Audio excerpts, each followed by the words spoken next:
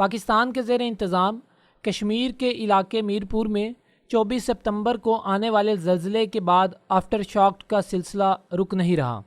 جمعرات کی صبح بھی اس علاقے میں ایک اور زلزلہ محسوس کیا گیا اور امریکی ارضیاتی سروے کے مطابق اس کی شدت 4.7 اور گہرائی صرف 10 کلومیٹر تھی۔ اس علاقے میں 24 ستمبر کو آنے والا زلزلہ بھی اسی گہرائی پر تھا، تاہم اس کی شدت کچھ زیادہ یعنی 5.8 تھی۔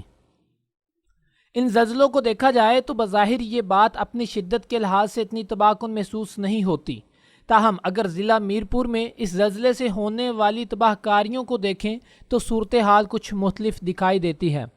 سوالات یہ اٹھ رہے ہیں کہ یہ زلزلے آخر کب رکیں گے اور اس زلزلے کے آفٹر شاک کب آنا بند ہوں گے، اس زلزلے کی کیا وجوہات ہیں۔ آج کی اس ویڈیو میں ہم آپ کو یہی بتائیں گے۔ ناظرین، پاکستان کے محکمہ موسمیات کے سائزمک ڈپارٹمنٹ کے ڈپٹی ڈائریکٹر نجیب احمد عامر نے BBC کو بتایا کہ کشمیر کے ضلع میرپور میں آنے والا زلزلہ اگرچہ ماڈریٹ یا درمیانی شدت کا تھا، لیکن احتیاطی تدابیر نہ ہونے کی وجہ سے شہریوں کو زیادہ جانی و مالی نقصان کا سامنا کرنا پڑا۔ پاکستان کے زیر انتظام کشمیر میں قدرتی آفات سے نپٹنے والے ادارے اسٹیٹ ڈیزاسٹر مینجمنٹ اتھارٹی کے ڈائریکٹر آپریشن سعید قریشی کے مطابق اب تک زلزلے سے کشمیر میں 38 افراد کی ہلاکت کی تصدیق ہو چکی ہے، جبکہ اس کے علاوہ ایک شخص پاکستانی ضلع جہلم میں بھی ہلاک ہوا ہے۔ اسی لحاظ سے ان میں سے سب سے زیادہ ہلاکتیں 33 جو کہ میرپور اور گرد و نواح میں ہوئی، جبکہ بمبر میں 5 افراد مارے گئے۔ اس کے علاوہ 600 سے زیادہ افراد زلزلے سے جڑے مختلف واقعات میں زخمی بھی ہوئے ہیں، جن میں سے 160 کافی حد تک شدید زخمی ہیں۔ حکام کے مطابق اس زلزلے سے ضلع میرپور میں بڑے پیمانے پر تباہی ہوئی ہے اور جہاں 1619 مکانات مکمل طور پر تباہ ہوئے ہیں، وہیں 7000 سے زیادہ جزوی نقصانات بھی ہوئے ہیں۔ زلزلے سے منگلا ڈیم تو محفوظ رہا، تاہم اس سے نکلنے والی نہر اپر جہلم میں شگاف پڑ گئے ہیں۔ اس کے علاوہ بمبر میں منڈا ڈیم کو نقصان پہنچا ہے۔ میرپور کو جاتلاں سے ملانے والی مرکزی شاہراہ بری طرح سے ٹوٹ پھوٹ کا شکار ہو گئی ہے، جبکہ بمبر اور میرپور کے درمیان ایک پل کو بھی بہت زیادہ نقصان پہنچا ہے۔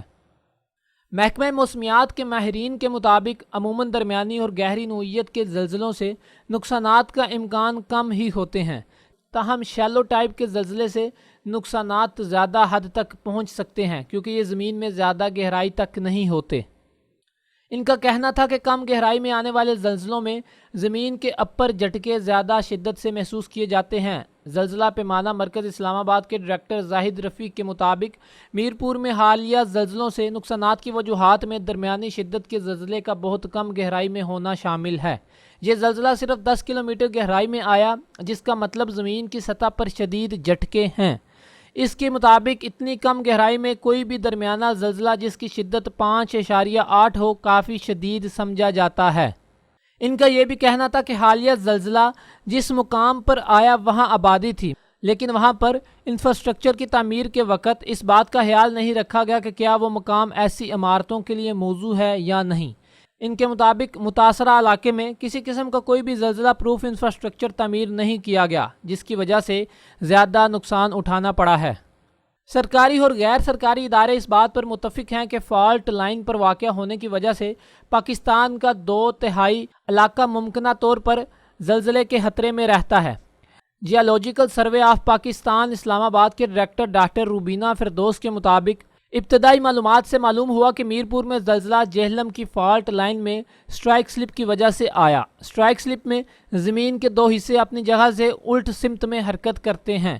یہ فالٹ لائن کوہالہ اور مظفر آباد کے درمیانی علاقے تک جاتی ہے، جبکہ منگلا ڈیم بھی فالٹ لائن کے اوپر واقع ہے۔ انہوں نے بتایا کہ سٹرائک سلپ کی صورت میں زیر زمین فالٹ پلیٹ ایک دوسرے کے ساتھ گزرتی ہے، ان میں سے ایک حصہ آگے نکل جاتا ہے اور دوسرا پیچھے رہ جاتا ہے۔